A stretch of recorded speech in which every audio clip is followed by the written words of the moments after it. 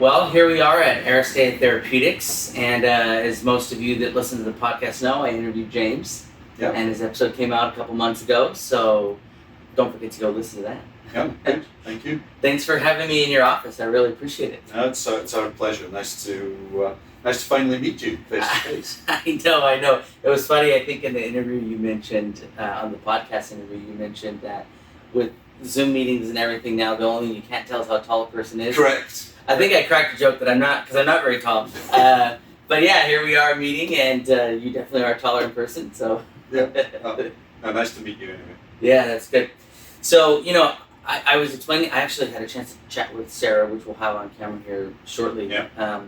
But I was explaining to her kind of how you and I actually first met, and so for the listeners and the viewers out there, just to give you a very brief explanation. I think I'm a professional recruiter. Most of you know that by now, and so yes, I am the guy or the person, I guess, that sometimes annoyingly calls you in the middle of your work day and says, "Hey, I have a person. Could you use this person?" And trying to build that relationship. So I actually left James a couple of messages, I think, and this was almost 4 years ago. Yeah, it must be. And he called me back, and he said, "Hey, I don't have a need for somebody right now, but it's always good to connect, and I really appreciate it." Yeah, and we've stayed in touch ever since. So. Yeah, so here we are. Well, good. Well, there's been some changes to Aristea's pipeline, I think, or at least some changes to how it looks here. I know in the podcast interview we really focused in on PPP. Yeah. Tell me what's going on here. We've got I'm seeing another indication on here. Yeah. Hidradenitis suppurativa, if I got that right. That's under dermatology, and then you've got rheumatology, and then there's some undisclosed that are still in preclinical. It looks like we've got multiple phase 1s going on, the phase 2 for PPP. So, yeah. So I guess the first thing to point the listeners to is that we had a complete revamp of our website, which is why you're seeing that it looks different. So if people want to check that out, it's www.aristeatx.com and take a look at what we've done there. But in terms of the pipeline, so things have progressed a lot since we talked on the podcast. So we've already started our phase 2B study in palmoplantar pustulosis, or PPP. That's been recruiting for about a month or 6 weeks now. That's a big study, 156 patients in total. It's a rare disease, obviously. And we'll see data from that study second half of 2023, so about 15 months from now. But that study's up and running. All the American sites are open, and we're just about ready to open the European sites. So that'll happen over the summer.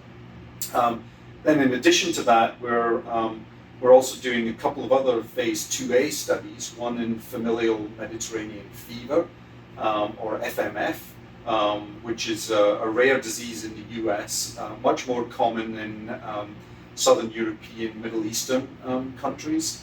And then and that study will be up and running in the next month or so. We're also planning a study in Behçet's disease, which is another neutrophil-mediated disease, again, phase 2A study. Again, another rare disease in the US, but more common in countries like Israel and Turkey. And we're planning to run those studies in those countries. And then the one that you referenced is hidradenitis suppurativa, which is another inflammatory skin condition, which is actually a much more common skin condition than people originally realized. I think as more work is being done on it, more research, makes people think about it a little bit more, and the more people read about it, they go and talk to the doctor about the challenges. And that study will be up and running hopefully this month. And that's a study that we're doing in collaboration with Arena Pharmaceuticals, who I think we talked about the fact that we had a collaboration and option to acquire deal with them, which is now a collaboration and option to acquire deal with Pfizer, because Pfizer purchased Arena in the meantime. So last month our lead molecule RIST-4721 in the PPP study made its appearance on the Pfizer pipeline for the first time. So wow. Quite a big development, and Yeah. then we'll see the HS study go on there once we get that study up and running. So yeah, a lot of activity going on. Absolutely. And it's good to see that. I mean, obviously, I think in our discussion it was clear that the way you're approaching building the company from the start, and this is not your first rodeo, as they like to say in America, right?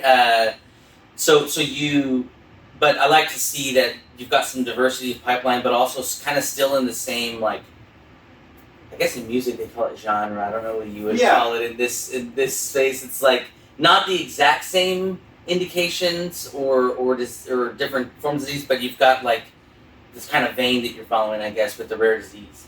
I actually quite like the genre idea. Maybe we'll start using that actually. Yeah. Because it actually describes it pretty well, I think. I mean, we're focused, primarily in rare and orphan diseases, and then focused primarily in two therapeutic areas. One's dermatology, where the PPP and the HS studies fall in, and then the other one's rheumatology, which is where the FMF and Behçet's disease studies. So you're right. There's a commonality to the type of disease and the therapy areas that we're working in. Yeah. Now, so you're using the same molecule and just looking at the different therapeutic areas and indications.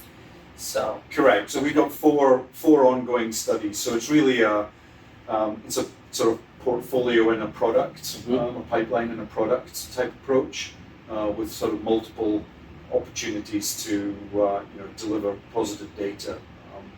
Mainly, we're expecting most of that data to be available in the second half of 2023. Okay.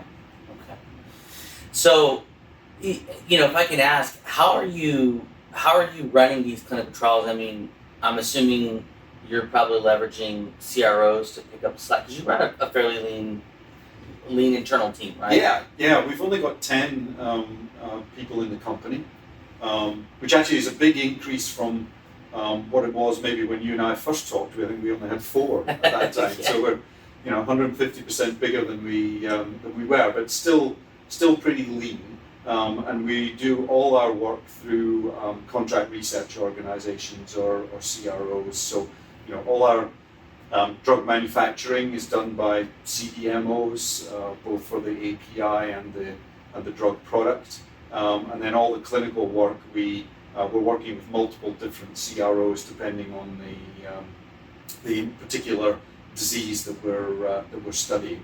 And the team's got a lot of experience of working with CROs. I used to be responsible for all of AstraZeneca's clinical outsourced activity worldwide across the portfolio. So we used to spend over $1 billion a year in that space. So I've got a lot of experience of how to work well with CROs, and how to really integrate them as really part of your team here. And that's the only way that we can really do this and still keep the core team sort of lean and nimble. Yeah. So do you like to work with smaller, mid-sized CROs to have that intimacy, that control of,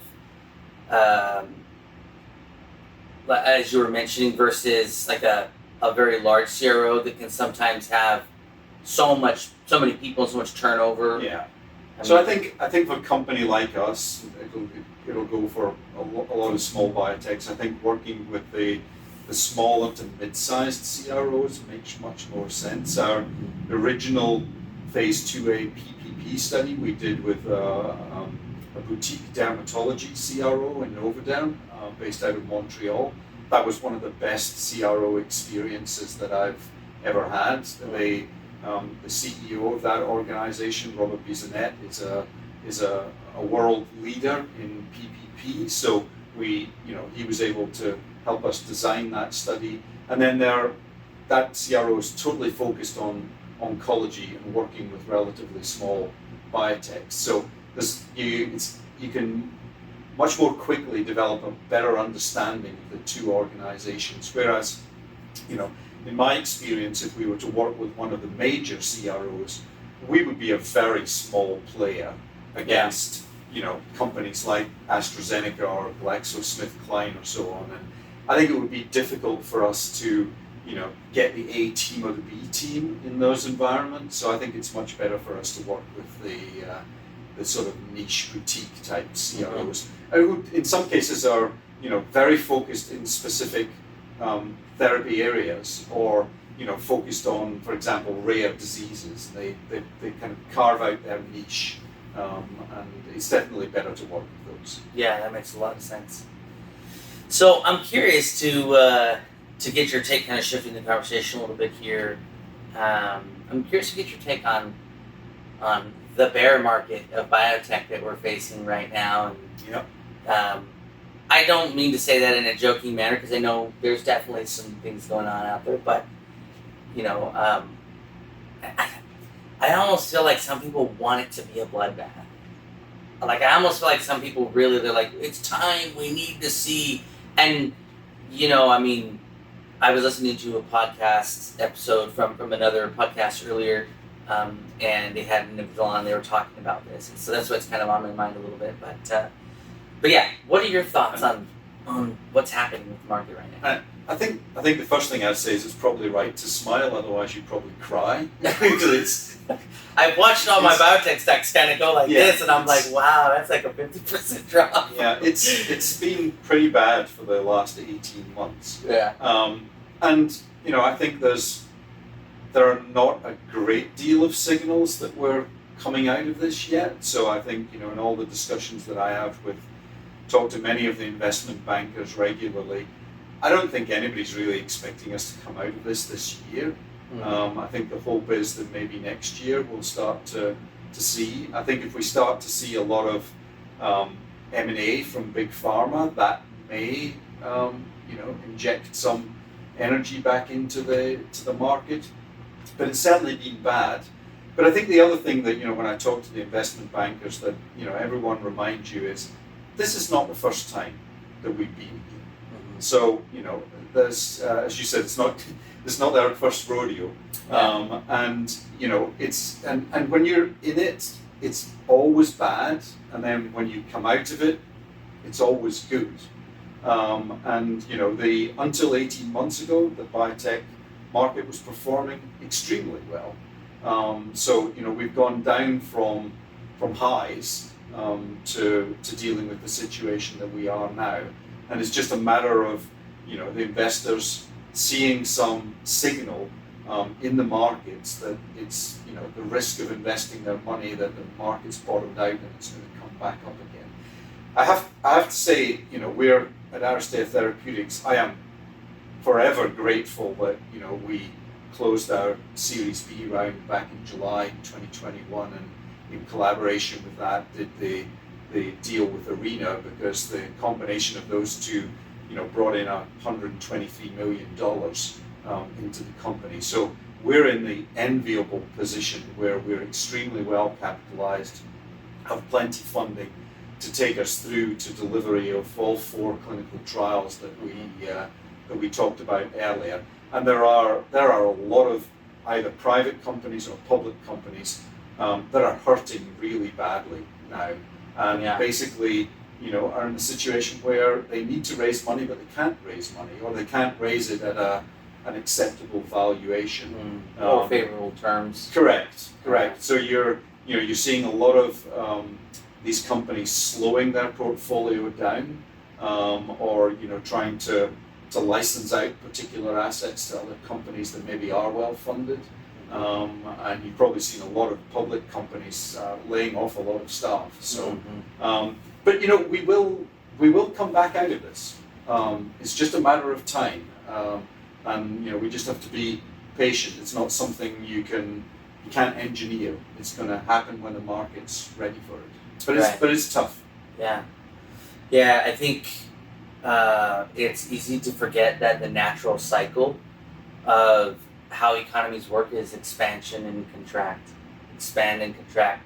And it's hard though, because obviously, human nature, I think, is to try and always create the good times. Yes. And there's a lot that can be learned across life. I think this can be applied, but there's always a lot that can be learned from difficult times and building that can happen during difficult times. So anyway, I'm no expert in this. I mean, this is my first go around in the biotech space. I got into biotech as a recruiter 4 years ago, and so things have been. I've just kind of seen things from a good perspective. But I know some very experienced recruiters that have recruited for 20 plus years in different spaces, and it's kind of the same mentality, which is, hey, companies there are certain companies that still need to grow, that still need hiring, that still need clinical trials, to be executed on. And if you position yourself properly during the good times, and you cement that during when things are down, and a lot of, sad to say, the others that didn't necessarily maybe move on, right? And then when you emerge in a better position. Yeah. And I think the other thing is that, when you're in a situation like this, although, as I said, we're in the enviable position that we're well capitalized, one of the things we've been discussing as a team is how do we ensure that we remain well capitalized if this is an extended bear market? Mm-hmm. And it makes you think very carefully about where you spend your money and where you focus those proceeds of the fundraising. And I think that's just good business practice to do that, and make sure that you're in the best position that you can possibly be if this market continues to behave in the way it is. Yeah, no, I feel that. Again, from my perspective, sitting in the recruiter seat, it's like companies are going, hey, I don't know if I want, if we can find someone without having to pay the recruiter, that's what we're going to do. Yeah. I completely understand that. Yeah. But I do also see, certain companies that do have a need, right? In certain areas, it's very difficult to find the right people and all of that. So, well, good. Well, before we end our discussion here on camera, I was curious, one of the goals of these videos is to capture sort of like company culture and, showcase to not just to investors, but potential staff in the future that say, well, what does, man, if I'm going to be working across the, way from the CEO, like what kind of person is that, right?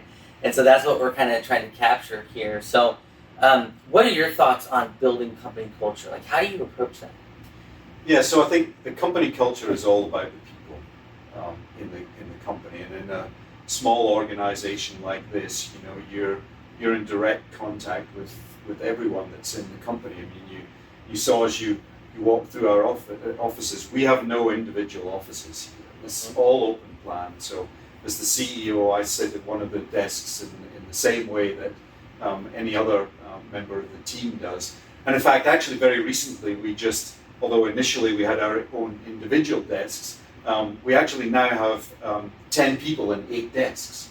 So we've actually already implemented basically you can sit wherever you want approach. And so, if we come in the morning and someone sat at the desk I normally sit at, that's no problem. I'll go and sit at another desk. But I think in terms of the culture of the organization, I mean, this has been the same for me all the way through my pharmaceutical biotech career, is that this is primarily about the patients. I mean, we do this in order to develop medicines that will help patients. And that's really the primary focus. And I always say to my teams that there's nothing, you won't feel any prouder than when you walk into Walgreens or CVS and actually see a drug that you developed, actually sitting on the shelf of the pharmacy. Or in one situation, I was actually in the queue for the pharmacy at CVS, and the guy in front of me actually had a script for one of the drugs that I developed, and it was pretty amazing to be there and see him hand that over and get his drug. So that's what we strive for. Patient first, and we do what we believe are the right things. That's the way I've always run my teams in my career, is that you do what is right, even if it's tough for the company, even if it's tough for you as an individual. If you make the right decision and you do the right thing, then you create an environment where people understand that we're doing this to help these patients, and we'll always do right by them. I think the other thing, and this has become even more important, or maybe even more in focus actually, rather than important, is the flexibility that you give your staff. So I always approach building teams with trust and flexibility. So if somebody needs to leave the office early, go pick up the kids. Somebody's got a problem with their car, they need to take it into the shop to get it fixed. Absolutely no problem at all.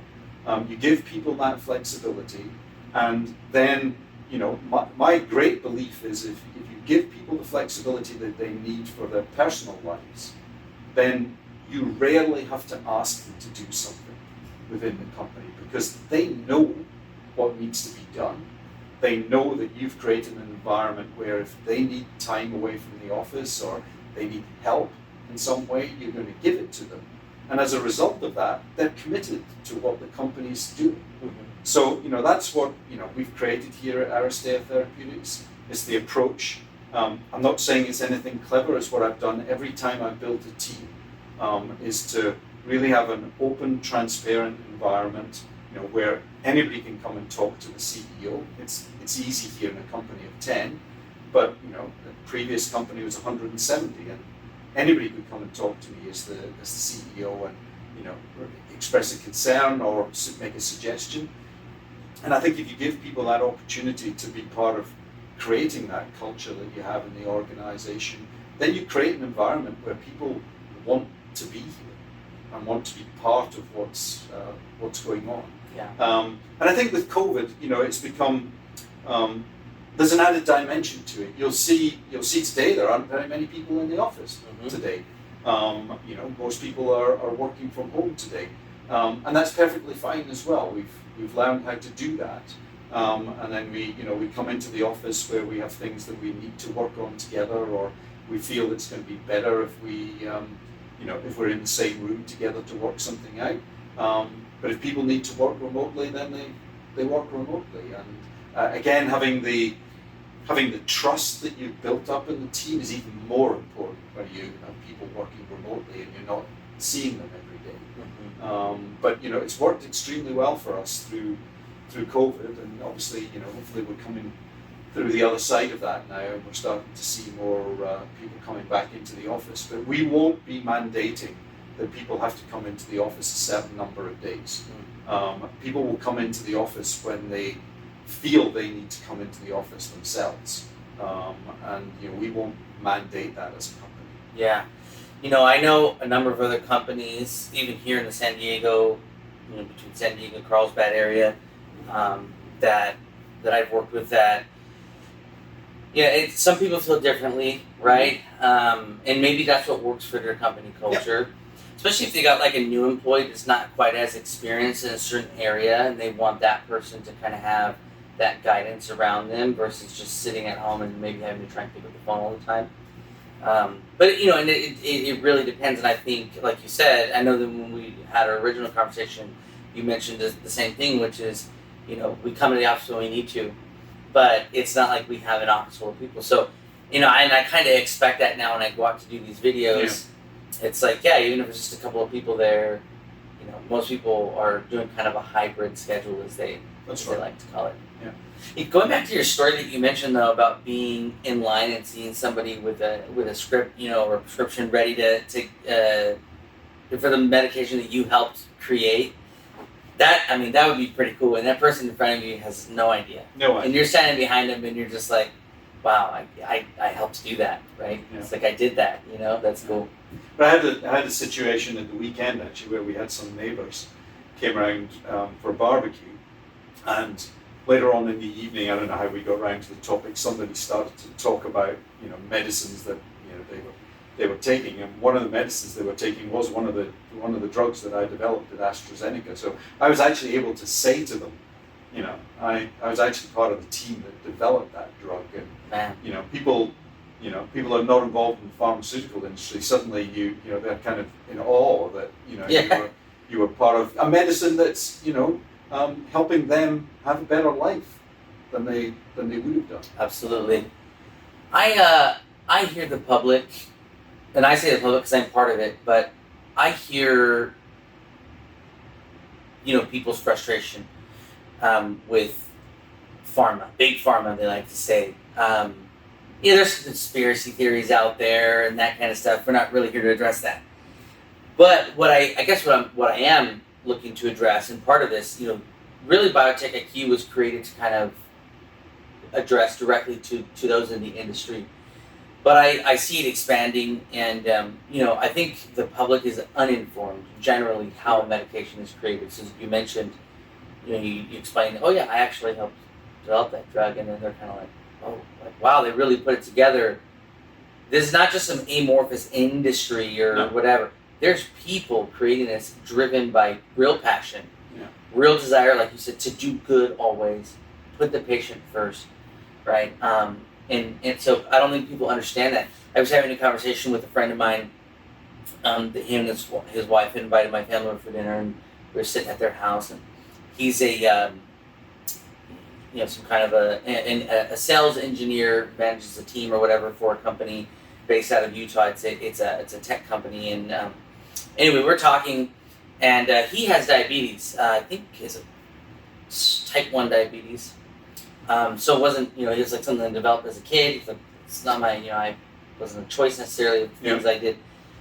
So he's had some experience with having to use medications, and he has a pump and all that. And anyway, we were talking, and we started talking, and he was just hearing him sort of, just the way that they develop it, and so anyway, I jumped in. I was like, hey, I'm going to have to disagree with you on that, and he knows I run the podcast. I said, after having interviewed many people in the industry, and understanding me trying to learn what is the process of taking something from discovery through preclinical, through an IND into the clinic, from phase 1 to phase 2 to phase 3 to an NDA or a BLA or whatever it is, a supplement, whatever you're doing, and then you actually have to get to commercialization, and that's another thing. Just because something passes an NDA doesn't mean it's going to be successful run on the market. Nope. So anyway, I explained this to him, and he was kind of like, oh, okay, because I think the general public just don't understand, how it all works. So. And it's not their fault that they don't understand. They've not been educated about it. So I think it's our job to continue to educate. And I think the whole COVID situation, I think, has gone a long way to having people understand what pharmaceutical companies are capable of, because their ability to produce these multiple vaccines within an incredibly short period of time. And I know there are, as you said, there are lots of conspiracy theories, and people are concerned that they cut the corners, and was this too fast? No, it absolutely was not too fast. It was because of all the investment, all the expertise that existed in those companies, and the fact, frankly, that they sequenced the genome of this virus within 24 hours, and then made that available for everyone to then try and develop these vaccines. And having worked in this industry for 30 years, I mean, I have worked with so many good people who will not take a shortcut to get something approved. They will do what is right, and if that means that the last 5-10 years worth of their work has to get thrown away because you've got to the point where you generate some data that says no, we can't go on with this. That's what they do. And I have had many people, many very good pharmaceutical researchers that I've worked with in my career who've devoted their whole working life to developing medicines, who've never ever been able to take a medicine all the way through to patients. Mm-hmm. And that's not because they're bad researchers, it's because the probability of success here to get something all the way through is extremely small, because there are so many hurdles to overcome. And those people continue to get up every day and come in and try and develop the next one. So Yeah. all credit to them for doing that. Yeah. Well, that opens up another conversation we won't get to, but I'll just touch on that, which is some of the developments we've seen in like innovation and how quickly we can move certain processes in the clinical trial process. Especially with vaccines, it's a little different, right, than obviously in oncology or some type of rare disease drug. Yeah. But there's that, and then there's also this talk of AI platforms that are helping companies to hopefully fail faster and understand that this isn't going to go this way. That's another topic, but appreciate you being on camera with me, James. Thank you. Ammon, very nice to finally meet you in person. And again, thanks for having us on the YouTube channel. Absolutely.